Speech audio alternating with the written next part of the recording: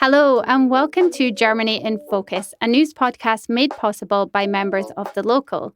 Today we're talking about a new night train service between Berlin and Paris and more train news. As we are going into autumn soon, we are discussing what the advice is for getting another COVID vaccination. Chancellor Olaf Scholz is encouraging people to apply to become German. We look into why and talk about the government's plans to become more immigrant and digital friendly. We'll hear the second part of our interview with beer expert Christina Schönberger, who tells us her German beer recommendations. And choosing health insurance can be really tricky. So we'll dig into a reader's question on whether private or public health insurance in Germany is best. Lastly, we'll talk about what we're looking forward to this autumn. I'm Rachel Loxton, and I'm in Berlin today with the lovely Imogen Goodman and Rachel Stern. Hello to both of you. Hello. Hello, Rach. How's it going? Yeah, good. I have my C1 exam coming up next week, so there are a few sort of pre-exam nerves at the moment, but I reckon it should be fine. That's what I'm telling myself. Wow, so the C1 German language exam, Imogen. Exactly. Oh, that's going to be tough. I think it might be, yeah. There's a whole part of it where you kind of have to write a sort of mini essay. And obviously I do a lot of writing day to day, but it's not always in German. So that's the bit I'm probably most worried about. But our colleague Sarah has already done this. She's got her C1, so she's been giving me some good words of wisdom and advice. So hopefully that'll help. Amazing. I'm sure you're going to smash it. Thank you. Yeah, and all is well on my end. I paid my last lake of the season a visit a couple days ago, Wannsee. It was really sunny, like 30 degrees, and I'm glad I did because this week temperatures seem to be dipping quite a lot and we're properly moving into the autumn, so I'm ready to embrace it now. Oh, nice one. Okay, so before we get into it, please consider supporting us by becoming a member of The Local. We are an independent media outlet, and your support is what allows us to produce the news and all of the cultural and practical explainer articles that we talk about on this podcast. If you'd like to join, you can find a link to a special offer for podcast listeners in the show notes, or you can access it directly at thelocal.de/podcast offer. Let's start off with some recent news about travel. Later this year, you will be able to get a night train between Berlin and Paris once again after a 9-year break of the service. Imogen, can you tell us more? Yes, this is super great news for train lovers and really just anyone who loves the French capital, which, let's be honest, who doesn't love Paris? I think that's sort of it's amazing. Uncontroversial opinion. Yes, as you mentioned, this was actually a service that used to run and actually ended 9 years ago. Largely because Deutsche Bahn, who were running it at the time, said that they were incurring massive debts. So it was basically too expensive back then. Thankfully, though, the Austrian rail operator ÖBB has picked up the baton and is going to be launching this new direct Paris to Berlin night train from December this year, so before 2024. According to some initial timetable info that we've got, trains will leave Paris's Gare de l'Est at 7:12 p.m. We'll stop at Strasbourg, Frankfurt, Erfurt, and Berlin Südkreuz before arriving at Berlin Hauptbahnhof at 8:26 in the morning, roughly. In the opposite direction, trains won't stop at Südkreuz and will leave a bit later, around 8 p.m., arriving in Paris at around 10 in the morning. Initially, the trains will run 3 times a week, but a daily service is apparently in the pipeline for around this time next year, so in autumn 2024. This sounds amazing. Do we know how much it's going to cost, Imogen? We don't have exact details on the pricing yet, but generally, I'd say you're looking around €50 for the most basic bed or couchette, and around 100 to 220 for something a little bit more luxurious. It's likely that cheaper seats could be available, but that may involve a rather sleepless night shuffling around in a chair. So if you can afford it, it is probably better to splurge a little bit. I was talking with our editor in France, Emma, and we were saying that we would love to do a live podcast from the train. Oh, wow. A combined that would be one. Amazing. That's the dream, if we can do it. Yeah, I must say, back when it was actually running in December 2011, I took the night train from Berlin to Paris, but I don't think I'd be able to participate on a podcast because I pretty much conked out right after leaving Berlin and woke up right outside of Paris. I wasn't expecting to sleep on one of these trains, but somehow I had the whole cabin to myself, and it was just so warm and comfortable in the winter that I was completely out. So as a traveler, it was perfect because I saved a night's stay somewhere and could enjoy the service. So definitely glad to see it coming back. So you slept through the whole journey. That's Somehow, really cool. yeah, it was pretty smooth, or maybe I was just really tired, but it was quite nice. I can imagine that white noise of the train engine would also kind of send you to sleep. I've never been on a night train, but I can imagine it's quite relaxing. I feel like I would be at the cocktail bar if there is one. Quite possibly, yes. At the beer bar in Germany. Yeah. So is Germany trying to get people to move towards trains and away from flying? What do we think? Yeah, so I would say that is ultimately meant to be the goal. And obviously we have the €49 ticket now in place, which we've talked about a lot on this podcast, which is really part of this sort of transition to sort of greener forms of energy. That said, I do find it rather telling that this service is going to be run by the Austrian State Railway and not Deutsche Bahn. There's a lot of talk at the moment of the kind of buzzwords of climate change and energy transition and green energy and all of that, and rail travel. But Germany's rail services have really suffered years of neglect. And the government is basically just playing catch up to kind of maintain a basic level of service at the moment. That's what it feels like. Thankfully, though, we do have these other operators in Europe who are taking up the task of putting on these night trains. And so we have quite a good lot of services now from Germany. Yeah, thank you to Austria. Yes, thank you, Austria, for taking pity on us. And you mentioned some other services. Imogen, what other night trains can you get from Berlin or some other German cities? Maybe you can give us a feel for what else is out there. Yeah, like I said, there are plenty. As we talked about in the podcast early this year, there is now also a direct Brussels to Berlin service, which is great news for Brits who want to take the Eurostar and train when they visit home rather than a short-haul flight. This train also, the Brussels service, also stops at Amsterdam and Antwerp. So if you're a fan of the flatlands, this is the service for you. If it's mountains you're after, though, there is also a night train that runs all the way from Berlin to Zurich via Basel. And there are plenty of services to Vienna from Berlin and Dusseldorf, some of which travel via the Polish city of Wrocław. Hopefully I said that correctly. And then there's a really popular service actually going north from Berlin to Stockholm, which goes via Copenhagen and Malmo. Luckily, as well, for Munich residents, there's a wealth of options. So mainly to places like Italy, you can go to Florence, Verona, Venice, but you can also go to places like Budapest and Ljubljana. In other words, you can just get to a ton of different European capitals from Germany overnight, and Paris is coming soon. Really nice. Thank you for that, Imogen. In other train news, I believe we're getting some more connections between Germany and Austria. Is that right, Rachel? That is right. So there's going to be a new train schedule coming out in December, and the new Nightjet trains are going to be rolled out for the first time, and they're going to be used in a connection between Hamburg and Vienna, and also Hamburg and Innsbruck. And these new trains are going to be able to travel up to speeds of 230 kilometers per hour. They're supposed to be more comfortable than the previous night trains, including a lot of individual cabins and even more accessible boarding for people who have reduced mobility.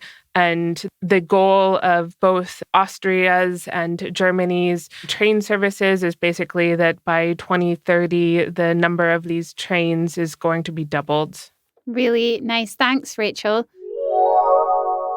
Okay, let's move on. We haven't really talked about COVID-19 for a while, thankfully, But with the cooler weather around the corner, politicians and health experts have been discussing what it will be like this winter. From an anecdotal point of view, I think everyone is starting to know someone who's got COVID again. We're seeing a few more people wearing masks. So it seems to definitely be around. Rachel, are there more people getting COVID these days, or does it just seem that way? Well, I totally agree with you, Rach, that even just going into the supermarket or DM, I'm seeing a lot more people wearing face masks.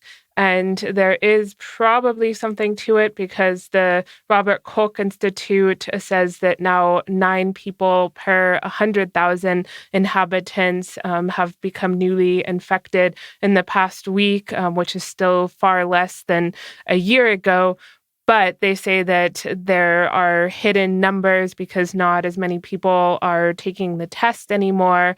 And COVID in society as a whole has kind of been reduced to a back burner discussion. But that said, there are a few variants on the loose around the country. And I have to laugh because these variants sound like they could be the names of Elon Musk's children. They have names like EG.5XBB.1.16. So, probably not something you're going to bring up casually in your dinner time conversation. But yeah, they are definitely out there. And this week, the Robert Koch Institute also reported that there's a new variant, a really highly mutated one, which is easier to pronounce, called Parola, that's also arrived in the country. So they said that with these variants, people should definitely be vigilant and know that, yes, the pandemic itself might be over, but COVID-19 continues to infect people.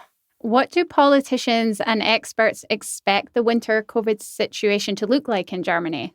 Yeah, so it's not going to be like previous winters during the pandemic where there's a lot of restrictions, people having to wear face masks or having to take certain social distancing measures. But that said, they are expecting there to be more infections. And it won't just be of COVID. I mean, every year there's also a lot of people who get the flu. And so they think that these two viruses in combination with each other could mean that obviously a lot more people are sick this winter. So there is a vaccine available which has been adapted to the latest variants of COVID vaccine.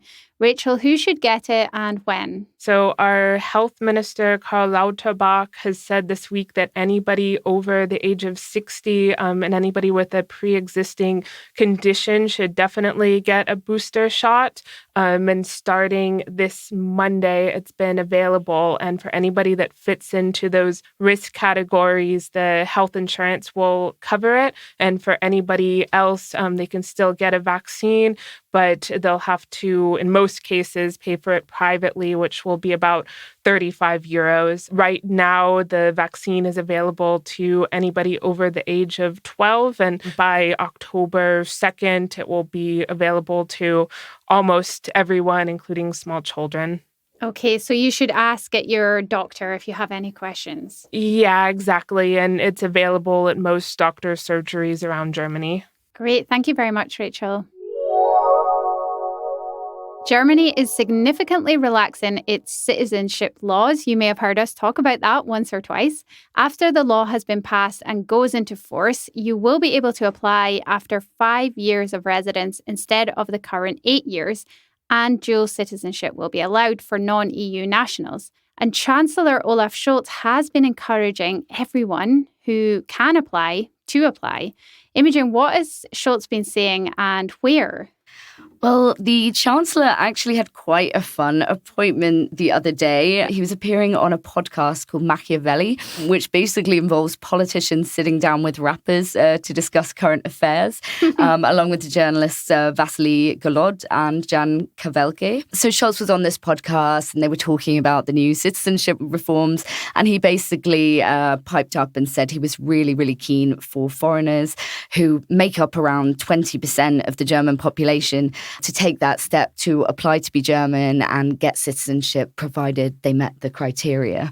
So this was basically a shout out to people who don't have a German passport to apply for one. Why does he want people to become German? Well, there are several kind of factors to this, but at the time, Scholz kind of framed this question as a question of fairness. So if you live here, if you pay taxes, if you raise children here, and so on, you should really be entitled to have a say in the way the country is governed. And of course, you can only vote in state and federal elections if you have a German passport, and only in local elections if you have an EU passport. This is really the classic no taxation without representation thing. Beyond that, there is kind of a wider context of the government's immigration reforms, including easing citizenship rules, which are partly to do with fairness and equity, but also to do with encouraging people to stay here and to pay into the system. So, of course, Germany has massive skilled worker shortages, which is something we have also mentioned once or twice on this podcast. And really, the issue is, bringing workers over is not enough by itself. You need people to stay here long term, to build lives here and continue to be part of the labour force and pay into the system. So obviously, citizenship plays a huge role in that. Yeah, so obviously the democratic and economic reasons, but also I was thinking this is the coalition's one of their flagship changes, isn't it? That it's just finally kind of coming to light almost. Yes, definitely. And just, on the SPD front, it's something that they've been calling for years. When they were locked in these grand coalitions with the CDU, this was always a massive point of contention. And now they're in the driving seat and they're finally getting to push this through. And I think not without some relish, actually. Like you can you can see the, you can see the joy there and the satisfaction that they finally get their way. Yeah, and hoping it will be a success. And it will be a success if more people become German. Absolutely. Yeah. My early sort of prediction would be they're not going to be disappointed there. I don't think he needs to do a shout out on any more podcasts. I think people are already getting their applications in, myself included.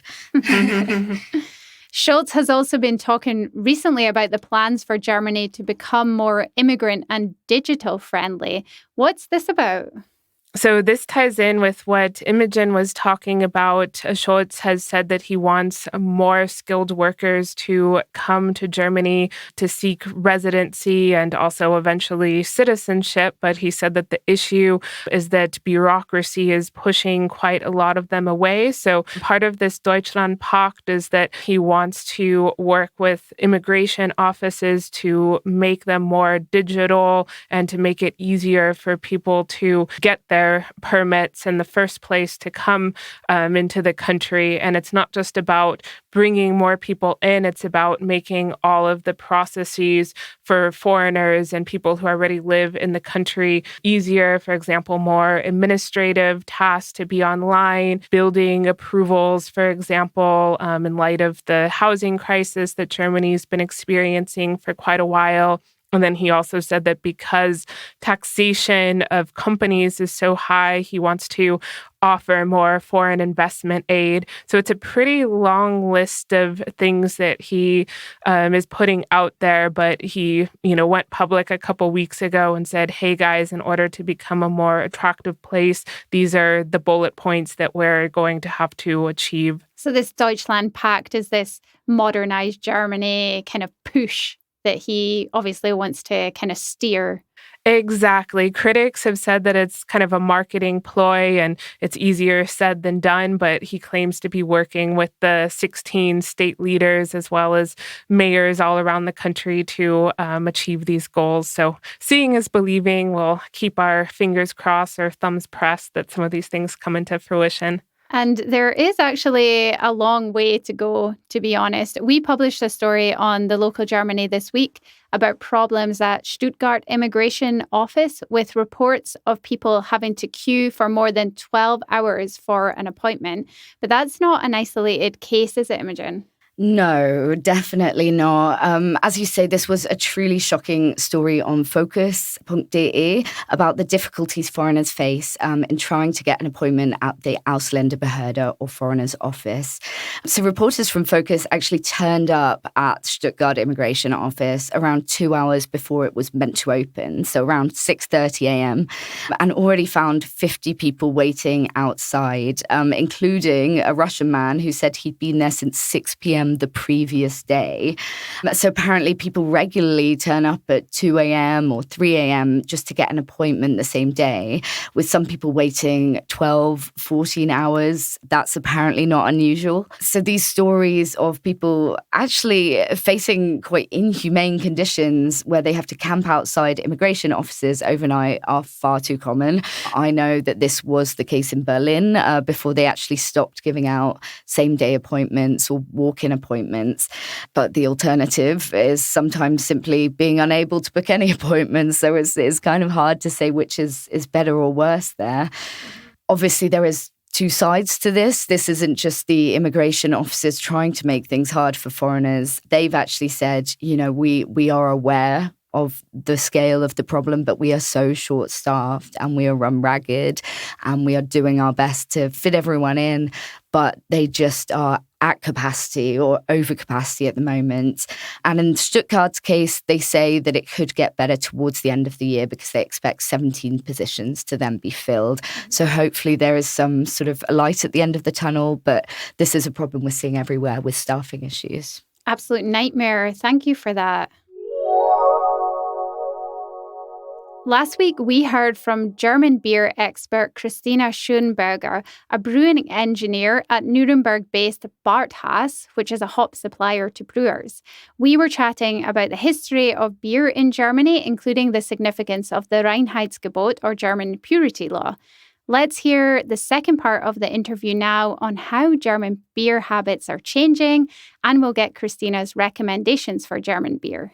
Yeah, we see it also in our company. We see the trends of alcohol-free beer is a very big trend in very different countries and markets. So that's really important for us. And I think that's also very good because alcohol is actually the only part in beer that doesn't make beer a super healthy drink. Anything else that you have, it's you have a lot of vitamins. You have a very good balance in terms of that it acts diuretic, so it really helps you to clean your body. You have the hops ingredients, the bitter acids from hops. They have a lot of health benefits that they prevent a lot of diseases, and you have the calming effects of hops, and you have the great nutrition from the malt ingredients. So I think alcohol-free beer is the healthiest drink anyways. So I think this will be a growing trend. And also using malt and hops maybe in other beverages could become a trend. So now they are exclusively or mostly used for beer. We see a lot of opportunities to use both also in other beverages in the future. Really interesting. What is your favorite German beer? I have many German and also international favorite beers. And it changes from year to year. So this year it's the Pacific Ale from Störtebeker that I like best, next to the Pils from Alpirsbacher, which is a brewery here in Baden-Württemberg. And then I have a couple of classic beers that I always like to drink. That's, for example, the Stuttgarter Herrenpils. That's funny because it's called Herrenpils, so it sounds like only men are entitled to drink it. Yeah, the gentleman's beer. But I also like a lot the Jever, the North German Pils, and I like a couple of wheat beers a lot. The Goodman wheat beer from Bavaria or Franconia, and also both Franziskaner and Paulaner wheat beers, and Schneider. Yeah, so we have so much to choose from. Absolutely. Really good tips there. Thank you so much, Christina. That's amazing. Oh, you're welcome. Let's look at a reader question now. We had someone ask in our podcast feedback survey if we could include regular practical segments. And this person asked about whether it's best to go for public or private health insurance in Germany. So will we have a little chat about it? Let's do it. I believe you guys have done some research, so thank you for that. Rachel, can you give us a little rundown about how the health insurance system works in Germany?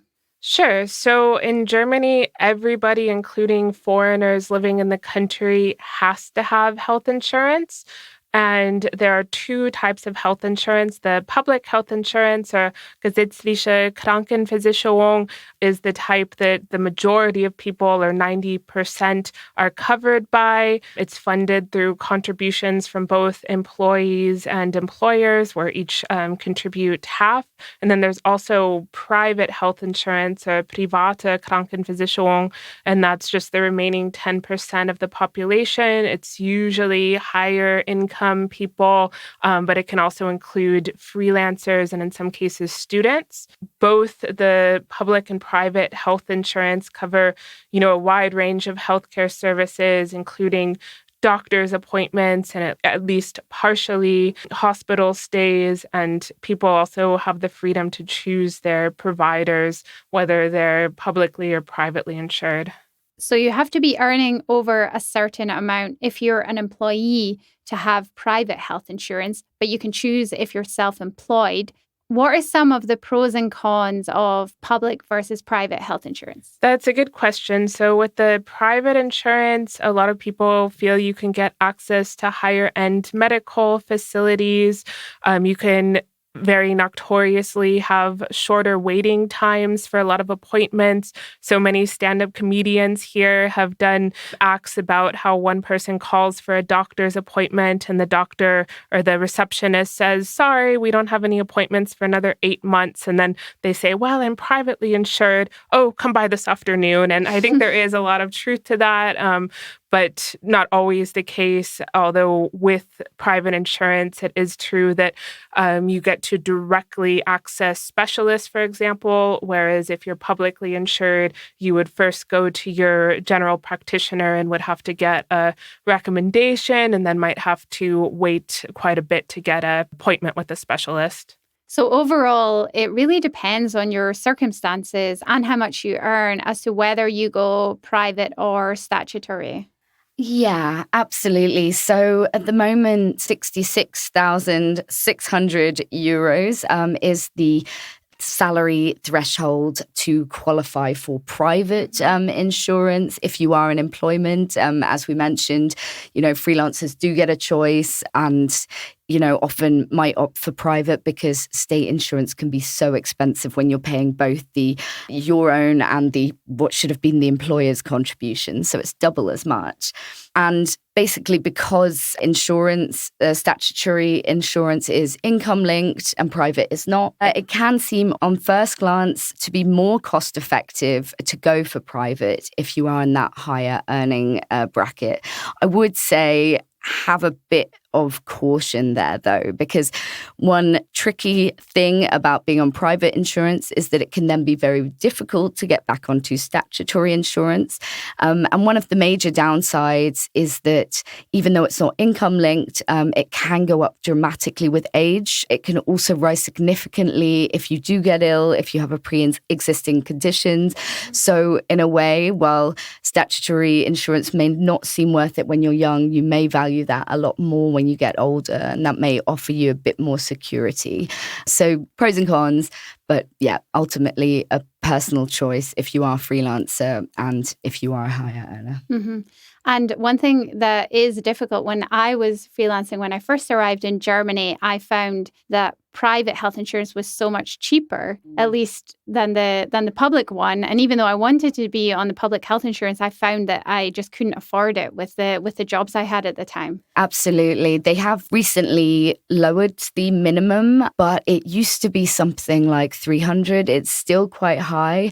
And for someone who might be scraping by with, a grand or two a month, that's a really significant chunk. It's sort of like paying rent twice. So yeah, I can absolutely see for a lot of freelancers that it is quite a dilemma knowing which one to choose. Do you guys have a tip for dealing with health insurance or health matters in Germany? Yeah, so speaking of being a freelancer, and this is also something that applies for students, if you are renewing your visa, before you have that appointment at the Ausländerbehörde, the immigration office, you should double check that they accept your private insurance. And this is also something that changes all the time. So I remember one incident when I was a freelancer and I stayed on my private insurance that had worked when I got my last visa. But when I showed up there and showed them proof of my insurance, they told me, sorry, we don't take this insurance anymore. I had to wait a full 6 months to get another appointment and change my insurance in the meantime. And this could have completely been avoided by just sending an email to the insurance to double check that they were indeed valid for residency permits. And there are about 40 different types of private insurance in Germany. So you're a bit spoiled for choice. You just have to double check that it's the right one for your individual situation as a foreigner living in Germany. If you are on statutory insurance, there may seem like a lot of add-ons that aren't covered and that you have to pay for out of pocket, so privately. But it can actually be really, really worth trying your luck and seeing what your insurance will cover, even if they say they won't. So some things that are technically private add-ons, such as teeth cleanings, for example, will be rebated up to a certain amount. So some of these services are also tax write-offs as long as they're deemed medically required. So there are 2 ways to get some money back on those if you know what you're doing. I would also say if you're struggling to find a therapist, it might be worth checking whether your insurance will pay for you to go private as well. Most statutory insurance funds offer this. So if you try to find a therapist and are really struggling to, write to your insurance, tell them how many people you've contacted, and there might be a way that could be rebated. So those are my tips. This is really helpful. So you basically just go to the health insurance and tell them what you want and hope for the best. Basically, yeah. I just try your luck. Yeah, it's worked for me. I got most of my teeth cleaning paid for, even though I wasn't supposed to technically. Wow. I mean, that's brilliant. I think we should all go home and try this. I think we should. It's a significant amount of money as well for a teeth cleaning. So that's really a great money saver. For sure. It really is. I would add on, guys, I think something that people should be aware of in Germany, if they don't know already, is that there is a culture of the health service working for you. I guess that's kind of what we're talking about here. So I think Germans expect a high standard of care and they're okay with paying for it. And I think that's slightly different to, for example, the NHS in the UK, where people maybe don't pay so much for it and then they don't get the same service back. I think you do get a high standard of care in Germany. And I think that it's important to know what you're entitled to under your health insurance. So, for example, you can get a full body check every 3 years from the age of 35 on most, I think, in fact, maybe all health insurance plans in Germany. And also you can kind of shop around if you're not happy with something. So if you want a second opinion or you would like another specialist, you can kind of make that work for you and use the health service. You pay enough for it, so use it. Definitely. I couldn't agree more with that. I think Germans are very good at finding a way to get their money's worth, and it's absolutely worth doing. There's no saving money when it comes to your health, except if you know the trick about getting that money back from the insurance fund. Yeah, exactly. So shall we finish off today by talking about what we're looking forward to this autumn in Germany? Imogen, what are you looking forward to? So a lot of things. I love autumn. This time of year in Berlin is just gorgeous. The smells, the chill in the air. But I'm particularly looking forward to Kürbiszeit. Every year I buy a Aikido pumpkin. I start making pumpkin risotto and just getting really cozy indoors. And it never really feels like autumn's begun until I make my first batch of pumpkin risotto. So that's definitely something I'm looking forward to soon. Yes, pumpkin season. We love it. And also your birthday is coming up. That's true. Yes, I'm also looking forward to my birthday. I'll be officially eligible for that 35 health check from next Tuesday. So, yeah, that's another exciting thing. Great. Well, I'll be very German, Imogen, and wait until this day to say a certain something to you. Yes. And I must say as well, I'm going to have to steal your pumpkin risotto recipe. I'm a huge pumpkin fan, Kürbis fan as well. And this really, should be a pumpkin podcast. It should, yeah. I mean, we could devote a whole episode to all the many recipes. Kürbis supa with all of the freshly toasted seeds is one of my favorites. But staying with our culinary chat, one of the things I look forward to in the fall/autumn is just all of the apple-based specialties. And I'm a really big hiker, so I love in Brandenburg getting out and about where they have these really, crisp fall leaves all over the ground, and then a lot of little restaurants or kind of beer gardens that all of the sudden are serving apple cider or apfelwein or just plain old apple juice made with freshly picked apples from the area. I'm so hungry. This is lovely.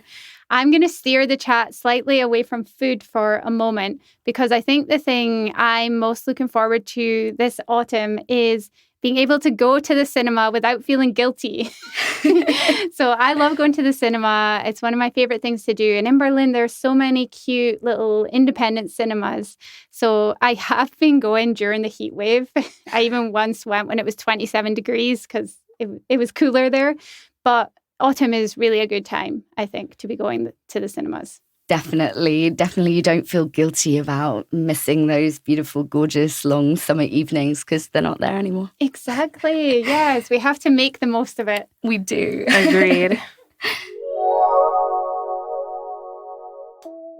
That's it for this week. A big thank you to all our listeners. As always, we will add the links in the show notes for the stories we've been talking about. It would really mean a lot to us if you hit follow, left a rating or a review wherever you listen to your podcasts, especially if you enjoyed it. This week's panelists have been Rachel Stern and Imogen Goodman, and our sound engineer is Rhys Edwards. We hope you enjoyed listening, and we'll be back again next week. Until then, take care.